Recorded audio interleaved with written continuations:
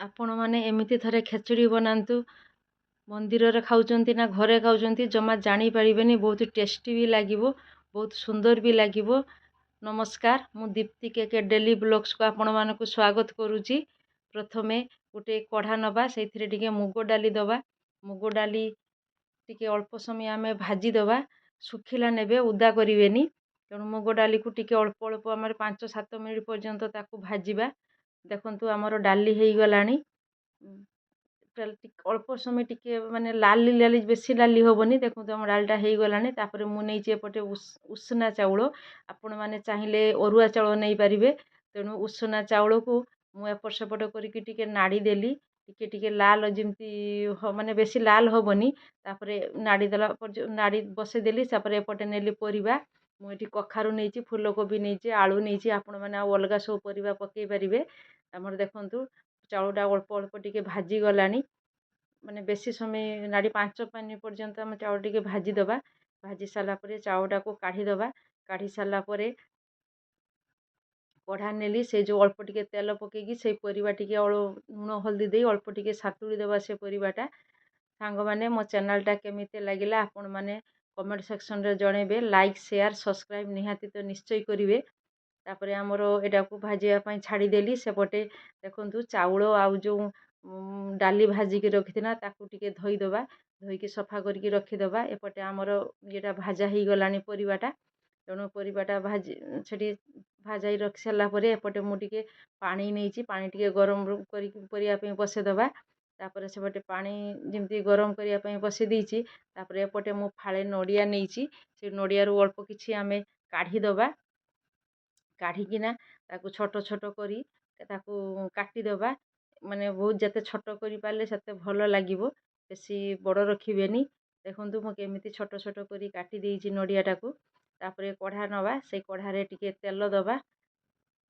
ତେଲ ଦେଇ ସାରିଲା ପରେ ନଡ଼ିଆଟାକୁ ଅଳ୍ପ ଅଳ୍ପ ଭାଜିବା। ଯେମିତି ବେଶୀ ଲାଲ ନ ହେବ, ସେମିତି ଅଳ୍ପ ଅଳ୍ପ କରି ପରିବାଟାକୁ ଭାଜିବା। ଭାଜି ସାରିଲା ପରେ ତାକୁ ଟିକେ କାଢ଼ିଦେବା।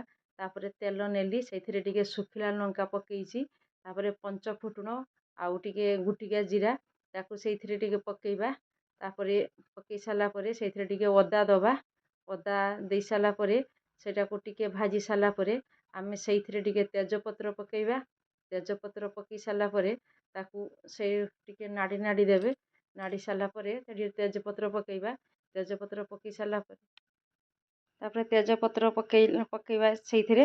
ଆପଣମାନେ ଚାହିଁଲେ ଏଥିରେ ଲଙ୍କାଗୁଣ୍ଡ ପକାଇ ପାରିବେ। ମୁଁ କାହିଁକିନା କଞ୍ଚା ଲଙ୍କା ବି ପକାଇ ପାରିବେ, ଲଙ୍କାଗୁଣ୍ଡ ବି ପକାଇବେ। ମୁଁ ଶୁଖିଲା ଲଙ୍କା ଦେଇଛି ତ ସେଇଥିପାଇଁ ଲଙ୍କାଗୁଣ୍ଡ ଓ କଞ୍ଚା ଲଙ୍କା ଦେଇନି। ରାଗ ବେଶୀ ଲାଗିବ, ସେଇଥିପାଇଁ କିଛି ଦେଇନି। ତାପରେ ଟିକେ ସେ ଯେଉଁ ଗରମ ପାଣିଟା ଢାଳିଥିଲି ରଖିଥିଲି ସେଇ ଗରମ ପାଣିଟା ଢାଳି ଦେବେ। ତାପରେ ଯେତିକି ପରିମାଣର ଆପଣଙ୍କର ହଳଦୀ ଦରକାର ଏକାବେଳେ ସବୁ ପକାଇଦେବେ ହଳଦୀ। ଆଉ ଲୁଣ ବି ଯେତିକି ଦରକାର ସେତିକି ବି ଲୁଣ ପକାଇଦେବେ। ତାପରେ ଏଇଟାକୁ ମୁଁ ଫୁଟିବା ପାଇଁ ଛାଡ଼ିଦେଲି। ଏପଟେ ନେଇଛି ମୁଁ ପ୍ରେସର କୁକର। ପ୍ରେସର କୁକରରେ ଅଳ୍ପ ଟିକେ ତେଲ ଦେବା। ତେଲ ଦେଇ ସାରିଲା ପରେ ମୁଁ ଖାଲି ଗୋଟେ ଶୁଖିଲା ଲଙ୍କା, ସେମିତି ଆଉ ଟିକେ ଛୁଙ୍କ ଭଲ ଲାଗିବ ବୋଲି ସେଇଥିପାଇଁ ଟିକେ ଛୁଙ୍କ ଦେବି ବୋଲି ଟିକେ ଗୁଟିକା ଜିରା ଆଉ ଅଳ୍ପ ଟିକେ କଞ୍ଚା ଲଙ୍କା ତାକୁ ସେଇଥିରେ ପକାଇକି ସେ ଯେଉଁ କଢ଼ାରେ ଯେଉଁ ମସଲାଟା କରିକିନା ରଖିଥିଲି ସେ ମସଲା ପାଣିଟା ଏଇଥିରେ ଫୁଟୁଥିବ ନା, ସେ ମସଲା ପାଣିଟା ଏଇଥିରେ ଢାଳିଦେବା। ଢାଙ୍କିକି ଟିକେ ଢାଙ୍କୁଣି ଦେବା, କାହିଁକିନା ଛୁଙ୍କଟା ଟିକେ ରହିଯିବ ସେଇଥିରେ। ଦେଖନ୍ତୁ ଆମର କେମିତି ଫୁଟିଲାଣି ସେଟା ସାଙ୍ଗେ ସାଙ୍ଗେ ପକାଇ ସାରିଲା ପରେ। ତାପରେ ସେ ଯେଉଁ କଢ଼ା ଧୁଆ ପାଣିଟା ସେଇଥିରେ ଗରମ ପାଣି ରଖିଥିଲି ଯେଉଁ କଢ଼ାରେ ସେ ଗରମ ପାଣି ଢାଳିଦେଇ କଢ଼ା ଧୋଇ ଦେଇକି ସେଥିରେ ରଖିଦେଲି, ଢାଳିଦେଲି। ତାପରେ ସେଇଥିରେ ଦେଖନ୍ତୁ ହଳଦୀ ଆମର ମୁଗ ଡାଲି ଆଉ ଯେଉଁ ଚାଉଳଟା ଧୋଇକିନା ରଖିଥିଲି ସେଇଥିରେ ପକାଇଲି। ପରିବା ସବୁ ଯେଉଁ ସାନ୍ତୁଳିକିନା ରଖିଥିଲି ନଡ଼ିଆ ପରିବା ସବୁ ଏକାଥରେ ପକାଇ ଦେଇ ପ୍ରେସର କୁକରରେ 3ଟା ସିଟି ହେବା ପର୍ଯ୍ୟନ୍ତ ଆମେ ତାକୁ ଛାଡ଼ିଦେବା।